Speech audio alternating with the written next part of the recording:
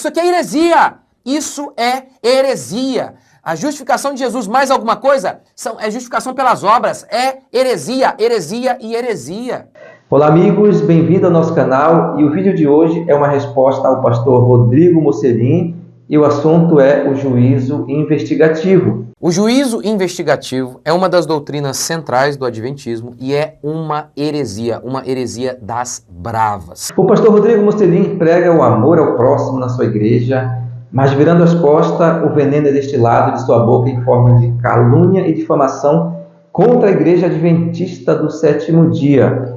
Para explicar a questão do juízo investigativo, é fundamental explicar como a igreja adventista surge. E ela surge baseada em uma mentira, em um engano, em uma falsa profecia. Como que uma coisa dessa pode estar correta se o fundamento já está errado? De um erro, de uma mentira explícita, confessada pelo seu autor, William Miller, é que nasce a igreja adventista. E tudo isso em nome do amor e da religião. Jesus deu a isso o nome de hipócritas e sepulcros caiados. O juízo investigativo não é defendido pela igreja adventista, mas sim pela Bíblia, unicamente pela palavra de Deus. A igreja adventista não tem uma única doutrina sequer com base nos escritos de Ellen White, conforme eles acusam. Temos pelo menos 211 passagens bíblicas para embasar os juízos investigativos, distribuídos em 18 livros da Bíblia. Essa doutrina que nega a suficiência do sacrifício de Cristo Jesus na cruz do Calvário. E o grande erro que o pastor Rodrigo Mocelin aponta nos adventistas é dizer que o chifre pequeno de Daniel 8 não é o Império Romano, mas sim uma pessoa. E essa pessoa ele chama de Antíoco Epifânio. E ele mesmo se contradiz porque ao mesmo tempo que ele diz que tudo se refere a império poderosos, há a explicação do significado de tudo isso. São impérios poderosos que iriam governar o mundo. Para o chifre pequeno, ele diz que é uma pessoa que profana o templo. E essa pessoa é Antíoco Epifânio. No ano 169, ele proibiu os sacrifícios. Ele fez um sacrifício de um porco no templo. E do ano 171 ao ano 165, ele perseguiu o povo de Deus. Para ele, a profecia de Daniel 8 é uma historinha que vem do nada, vai para o nada e não tem relevância do nada. No próprio texto, nós temos a explicação, não tem nada a ver com a vinda de Jesus, Daniel 8. Esse texto fala sobre as ações de grandes impérios. Confira na sua casa, leia e você vai ver isso. Eu não preciso nem interpretar isso, porque a partir do verso 20 a gente vê essa interpretação. E o chifre pequeno de Daniel 8 é pequeno no modo de dizer, porque ele começou pequeno, mas depois ele se tornou muito grande. Mas chifre significa reinos e não pessoas, conforme ele diz que o chifre pequeno é Antíoco Epifânio. Ou seja, a interpretação tem que ser do jeito que ele quer e não do jeito que a Bíblia é. O texto começa falando de um carneiro com 2 chifres e depois o texto fala de um bode. A partir do verso 20, há a explicação do significado de tudo isso. São impérios poderosos que iriam governar o mundo. O Império Medo-Persa e o Império Grego. O texto explica sobre isso, fala explicitamente sobre isso. E no verso 14, 2.300 tardes e manhãs para que o templo fosse purificado. O significado é simples. Por que o chifre pequeno não pode ser Antíoco Epifânio? O chifre pequeno se levantaria no fim do reinado dos 4 chifres gregos. Está lá em Daniel 8:23. Se Antíoco Epifânio foi o 8º de uma dinastia de 20 reis, ele não estava nem na metade do período final dessa dinastia. Dizer que Antíoco foi o chifre pequeno é desconhecer a história e ser desonesto com o texto bíblico de como ele está dizendo. É tão sem cabimento como se eu dissesse que o presidente Lula sucedeu Dom Pedro I. A cronologia do tempo não encaixa com o tal Antíoco Epifânio, conforme ele defende. O texto fala que o carneiro e o bode se engrandeceram, depois veio o chifre que cresceu ainda mais e ficou forte. Esse vínculo linguístico bíblico mostra os poderes em ascensão de reinos para reinos, ficando cada vez mais forte não podendo ser Antíoco Epifânio, que foi ficando fraco, mas sim Roma, que veio logo em seguida. Isso vai em desencontro com o texto de Daniel 8. Antíoco não foi um chifre separado. Ele foi um dos chifres gregos da linhagem dos Seleucidas, enquanto que o texto de Daniel fala que o chifre pequeno é poderoso e muito forte, separado dos dois reinos anteriores, sendo um novo reino. Não tem possibilidade de ser Antíoco Epifânio. Se a profecia do chifre pequeno deixa claro que é para o tempo do fim, como que eu posso dizer que é Epifânio, que viveu antes de Cristo? O rei Antíoco Epifânio, no ano 169, ele proibiu os sacrifícios. Ele fez um sacrifício de um porco no templo. E do ano 171 ao ano 165, ele perseguiu o povo de Deus. Isso é incoerente, irracional e nem de perto se aproxima do texto de Daniel 8. O chifre pequeno profanaria o santuário por 2.300 dias. Antíoco Epifânio profanou o templo por 1.080 dias e nem sequer 1.150 dias, como muitas teorias erradas afirmam. Um erro de tempo que nunca vai se encaixar e mesmo que se encaixasse, teria outras e outras contradições. E lá em Mateus 24:15, Jesus disse: quando, pois, virdes o abominável da desolação do que falou o profeta Daniel no lugar santo, quem lê entenda, disse Jesus.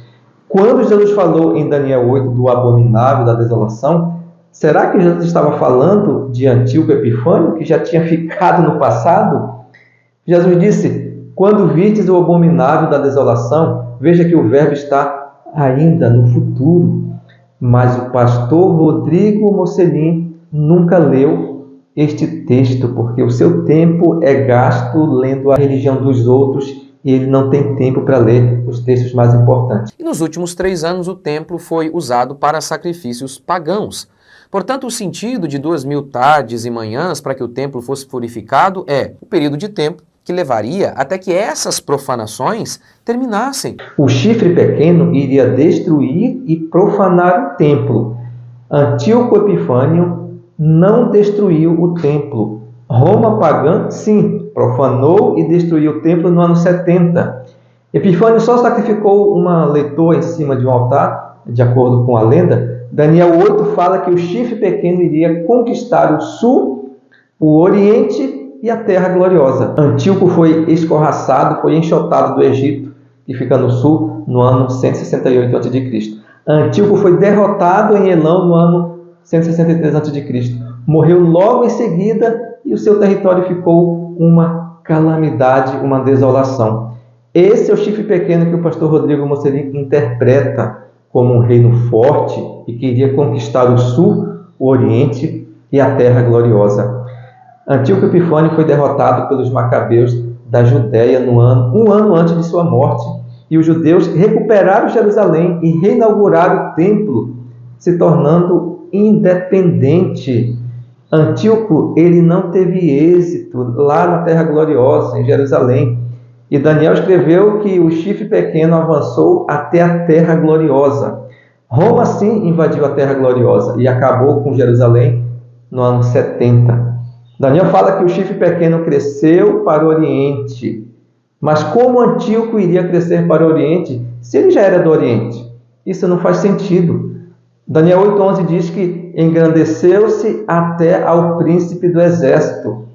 Dele tirou o sacrifício diário e o lugar do seu santuário foi deitado abaixo. Esse verso está mais do que claro que o príncipe dos príncipes é Jesus, da qual o chifre pequeno iria se engrandecer. Antíoco Epifânio sequer viveu nos tempos de Jesus, e mesmo que ele vivesse no tempo de Jesus, quem dominava na época era o Império Romano. Daniel 8:26 diz que a visão do chifre pequeno se refere a dias muito distantes, e não para aquela época em que Daniel estava vivendo, e muito menos para os dias de Antíoco Epifânio.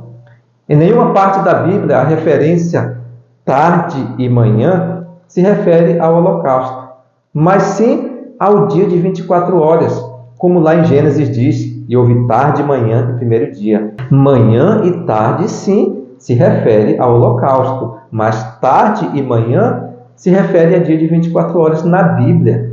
E as 2.300 tardes e manhãs está se referindo a 2.300 dias. Um dia em profecia nem precisa explicar que se refere a um ano, logo 2.300 anos. E a profecia se encaixa perfeitamente, começando em 457 e indo até 1844.